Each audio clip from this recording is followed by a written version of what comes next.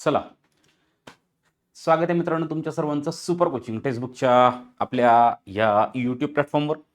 पोरांनो, सगळ्यात पहिल्यांदा मला एक गोष्ट फक्त क्लिअर करून द्या रे, माझा आवाज तुमच्या सगळ्यांपर्यंत व्यवस्थित येतोय आणि जी PDF मी तुम्हाला दाखवण्याचा प्रयत्न करतोय ही PDF व्यवस्थित दिसतेय का?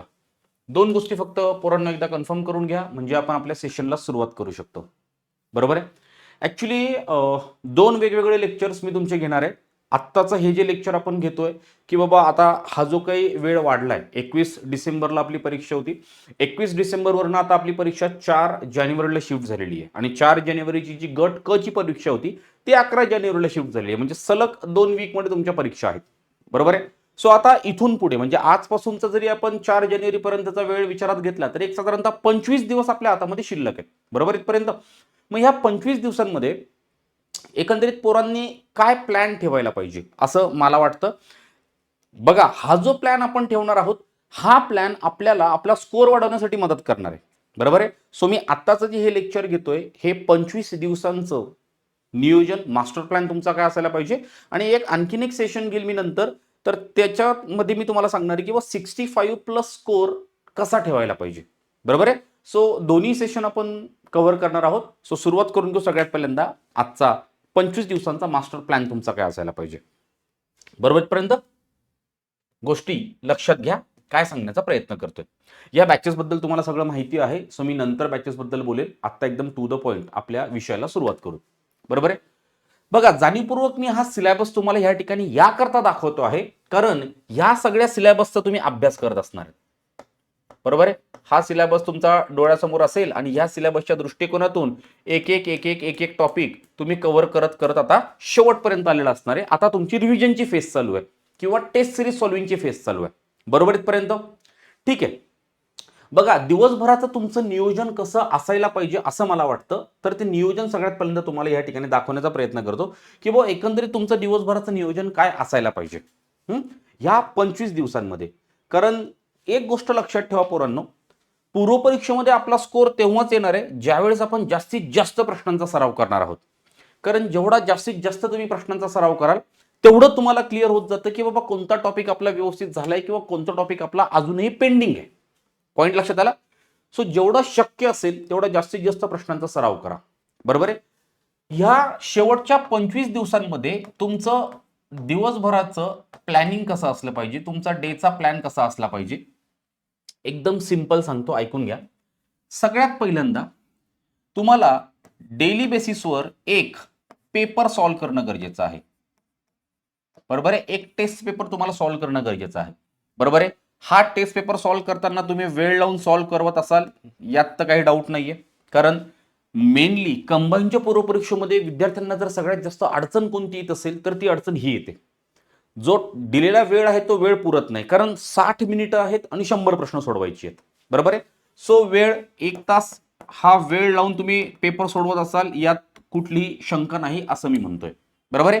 यानंतर जर थोडंसं पुढे जातो आपण म्हटलं तर ह्या 1 तासाचा वेळ जो तुम्ही लावता आहात तो आपल्या परीक्षेचा जो वेळ असतो 11 ते 12 हाच ठेवावा, जेणेकरून ह्या वेळेची सवय लागते.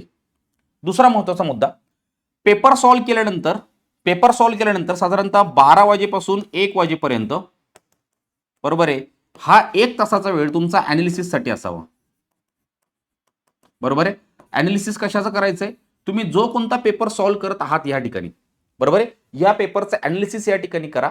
या एका तासामध्ये तुम्हाला नेमकं काय चेक करायचंय की बा कोणता सब्जेक्ट आहे ज्यामध्ये माझे सर्वाधिक प्रश्न चुकताय. बरोबर आहे. सब्जेक्ट वाईज एकंदरीत किती प्रश्न विचारण्यात आले होते. पॉलिटीला 10 आले होते, हिस्ट्रीला 10 आले होते का 15 आले होते, जिओग्राफीला 15 आले होते, प्रत्येक. बरोबर आहे ना. एक काय करा, एक लिस्ट बनवा. हिस्ट्रीचे एवढे प्रश्न आले होते, जिओग्राफीचे एवढे प्रश्न आले होते, पॉलिटीचे एवढे प्रश्न आले होते, इकॉनॉमीचे एवढे प्रश्न आले होते, सायन्सचे एवढे प्रश्न आले होते, मॅथ्स अँड रिझनिंगचे एवढे प्रश्न आले होते, करंट अफेअर्सचे एवढे प्रश्न आले होते. हे पूर्ण लिहा. हा, समजा 15 प्रश्न आले होते, माझे किती बरोबर आले, 7 आले. इथे 15 आले होते, माझे किती बरोबर आले, 10 आले. इथे 10 प्रश्न आले होते, माझे किती बरोबर आले, 8 आले. हे चेक करा आणि ऐकून घ्या, ह्या 1 तासामध्ये हे अनालिसिस करा. आणि ज्या सब्जेक्टमध्ये माझे सर्वाधिक प्रश्न चुकतायत त्या सब्जेक्ट मधल्या कोणत्या टॉपिक मधले माझे प्रश्न चुकलेले आहेत हे टॉपिक बघा आणि या टॉपिकला प्रॉपर रिव्हिजन द्या. कळालं का मी काय सांगतोय?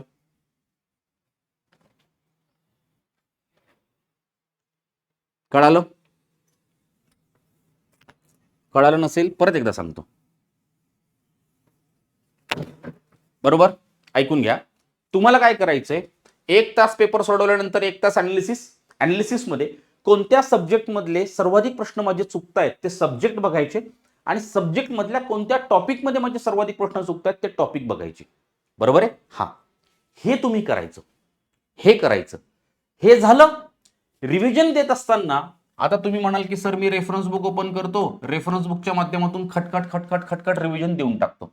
असा वेडेपणा करू नका. मग रिव्हिजन कशी द्यायची? तर ज्या कुठल्या टॉपिकचे प्रश्न आपले चुकतायत, जे कुठले टॉपिक्स असतील, ज्या टॉपिकचे आपले प्रश्न चुकतायत त्या टॉपिकवर पीवायक्यू कोणते आहेत हे पीवायक्यू चेक करून घ्या. त्या टॉपिकची पीवायक्यू चेक करा. होतं काय माहिती का, हे बऱ्याच वेळेस रिपीट होत असतात. सो रिव्हिजन कशी करा? ठीक आहे, तुम्ही रेफरन्स बुक 2 वेळेस 3 वेळेस वाचलेलं आहे. मला असं म्हणायचं नाहीये की तुमचं रेफरन्स बुक थोडंसं व्यवस्थित वाचलं गेलं नाहीये. ठीक आहे, तुम्ही रेफरन्स बुक वाचलंय, मला त्याच्यात काही प्रॉब्लेम नाहीये. परंतु ज्या टॉपिक्सवर तुमचे सर्वाधिक प्रश्न चुकतायत ना, त्या टॉपिक्सवर कोणते कोणते पीवायक्यूज आहेत ते पीवायक्यूज बघा. त्या पीवायक्यूचं जे काय स्पष्टीकरण असेल ना पोरांनो, हे स्पष्टीकरण रीड करून घ्या. हे स्पष्टीकरण जरी तुम्ही रीड केलं ना तरी तुमचा टॉपिक जस्ट लाईक तुम्ही रीड केला असंच आहे ते. बरोबर आहे? कारण मार्केटमध्ये जे कुठले पीवायक्यूचे पुस्तकं आहेत ज्यामध्ये स्पष्टीकरण दिलेलं आहे ते इनफ आहे. तेवढं जरी स्पष्टीकरण तुम्ही व्यवस्थित पद्धतीने वाचलात तरी तो टॉपिक तुमचा कव्हर होईल. सर्वाधिक प्रश्न ज्या विषयाचे चुकलेत तो विषय आपण अशा पद्धतीने कव्हर केला.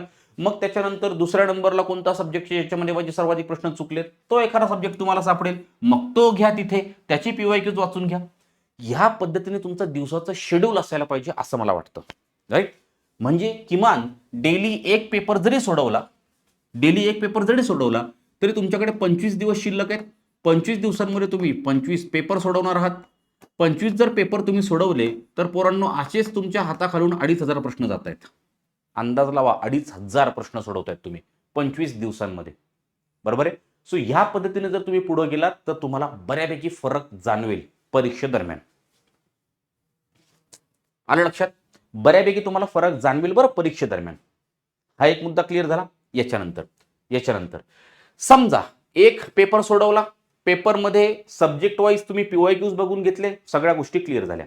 राईट?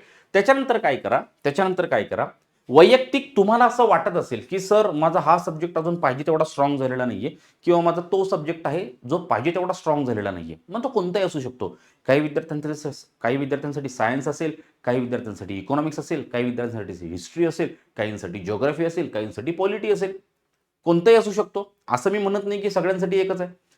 जो सब्जेक्ट आपल्याला वाटतोय की हा सब्जेक्ट माझा अजूनही वीक वाटतोय, अशा वेळेस काय करा, पीवायक्यूचं पुस्तक समोर घ्या. पीवायक्यूचं पुस्तक समोर घेतल्यानंतर त्या सब्जेक्ट्स मधल्या कोणत्या टॉपिकवर आयोगाने सर्वाधिक प्रश्न यापूर्वी विचारलेले आहेत ते टॉपिक्स बघा. आता हे पॉलिटीचं थोडक्यात मी काढून आणलेलं आहे. बरोबर आहे? संविधान निर्मिती प्रक्रिया 13 प्रश्न पॉलिटीवर विचारलेले आहेत. घटना वैशिष्ट्य 16 प्रश्न पॉलिटीवर विचारलेले आहेत. मूलभूत हक्क 12 प्रश्न विचारलेले आहेत. मार्गदर्शक तत्व 12 प्रश्न विचारलेले आहेत. मूलभूत कर्तव्य 9 प्रश्न विचारलेले आहेत. मुद्दा लक्षात आला? किंवा आणखीन थोडंसं पुढे, संसद कामकाज पद्धती 7 प्रश्न विचारलेले आहेत. न्यायालयीन व्यवस्था 7 प्रश्न विचारलेले आहेत. निवडणूक आयोग निवडणुका 9 प्रश्न विचारलेले आहेत. विविध आयोग 7 प्रश्न विचारलेले आहेत. राष्ट्रपती 10 प्रश्न विचारलेले आहेत. यावरून एक अंदाज येतो की बाबा कोणते असे टॉपिक्स आहेत जे आयोग वारंवार फोकस करतंय. बरोबर आहे? किंवा आणखीन थोडंसं पुढे गेलो, राज्य विधिमंडळामध्ये बघितलं, मुख्यमंत्री झालं, राज्यपाल झालं, महाधिवक्ता झालं.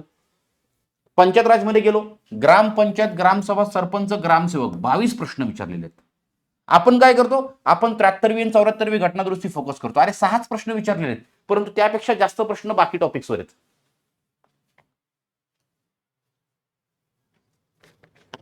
लक्षात आलं का? राईट?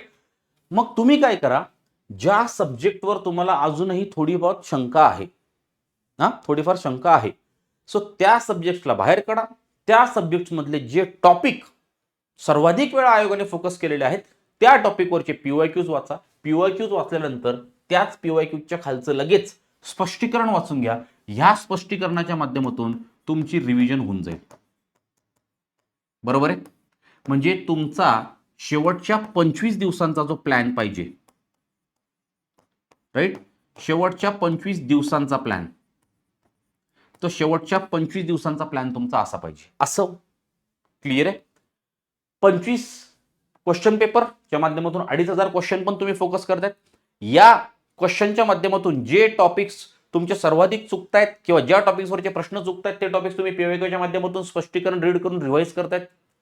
त्याच्यानंतर वेळ मिळाल्यावर ज्या सब्जेक्टमध्ये तुम्हाला डाऊट आहे त्या सब्जेक्ट्समधल्या अशा टॉपिकला तुम्ही फोकस करताय ज्या टॉपिकवर आयोग वारंवार प्रश्न विचारतोय. आणि खऱ्या अर्थाने याचा फायदा कोणत्या सब्जेक्टसाठी सर्वाधिक होतो माहितीये? याचा फायदा सायन्ससाठी होतो, याचा फायदा इकॉनॉमीसाठी होतो, याचा फायदा हिस्ट्रीसाठी होतो. ज्या सब्जेक्ट्समध्ये पोरांना डाऊट येतो किंवा ज्या सब्जेक्टमध्ये पोरांचे जास्तीत जास्त प्रश्न चुकतात त्या सब्जेक्टला स्ट्रॉंग बनवण्याची सोपी मेथड आहे, एकदम सोपी मेथड आहे. आलं लक्षात मी काय सांगतोय? सो इथून पुढे पोरांनो या पद्धतीने पुढे चला, जेणेकरून 25 दिवसात आपल्या प्रत्येक सब्जेक्ट, मी प्रत्येक सब्जेक्ट म्हणतोय, प्रत्येक सब्जेक्ट व्यवस्थित हाताळला जाईल. झालं इथपर्यंत? हा, आता यातच एक गोष्ट ऍड ऑन करतो. कोणती? ऐका. बघा, तुमचं डेचं काही प्लॅन असू द्यात, म्हणजे साधारणतः तुम्ही 8 तास अभ्यास करत असाल किंवा तुम्ही 10 तास अभ्यास करत असाल, एवढाच अभ्यास होतो प्रत्येकाचा, याहीपेक्षा जास्त अभ्यास होत नाही. 8 ते 10 तास तुमचा एकदम प्रॉपर स्टडी होत असतो. बरोबर आहे? वैयक्तिक मी तुम्हाला एक गोष्ट ह्या ठिकाणी सांगतो, ती गोष्ट काय समजून घ्या. बरोबर आहे? गोष्ट काय सांगतोय समजून घ्या. या 8 ते 10 तासामध्ये आपल्याला काय करायचंय? 2 तास ठेवायचे. 2 तास असे ठेवायचे ज्या 2 तासामध्ये आपल्याला मॅथ्स अँड रिझनिंगला रिव्हिजन देता येईल. आणि मॅथ्स अँड रिझनिंगला रिव्हिजन देत असताना इथे सुद्धा असे टॉपिक्स करा ज्या टॉपिक्सवर प्रत्येक परीक्षेला प्रश्न विचारले जातातच. जर हे टॉपिक्स तुम्हाला कळत नसतील तर आपल्याकडे हर्षद सर आहेत, त्यांना विचारा, ते सांगतील तुम्हाला. सर असे कोणते टॉपिक्स आहेत की ज्या टॉपिक्सवर आयोग वारंवार प्रश्न विचारतोय, किंवा असे कोणते टॉपिक्स आहेत ज्या टॉपिक्सवर परीक्षेला 100% प्रश्न विचारला जातोच. बरोबर आहे ना? मग जे टॉपिक्स असे आहेत त्या टॉपिक्सला फोकस करा, त्या टॉपिक्सवर प्रश्न सोडवा. म्हणजे दिवसभरामध्ये 2 तास 2 तास 2 तास 2 तास जरी तुम्ही याची प्रॅक्टिस केली तरी सफिशियंट आहे. मुद्दा लक्षात आला? पॉइंट क्लिअर झाला? येस.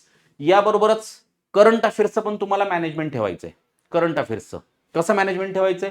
2 तास इथे, 2 तास करंट अफेअर्स. म्हणजे आता एक अंदाज तुम्ही लावा, एक अंदाज तुम्ही लावा, मी तुम्हाला काय सांगतोय, ठीक आहे? एक अंदाज लावा. फॉर एक्झाम्पल 10 तास तुमचा अभ्यास होतोय, 10 तासामधला 2 तास तुमचे मॅथ रिझनिंगला गेले, 2 तास तुमचे करंट अफेअर्सला गेले. मॅथ्स अँड रिझनिंग 2 तास तुमचं करंट अफेअर्स राहिले तुमच्या हातात.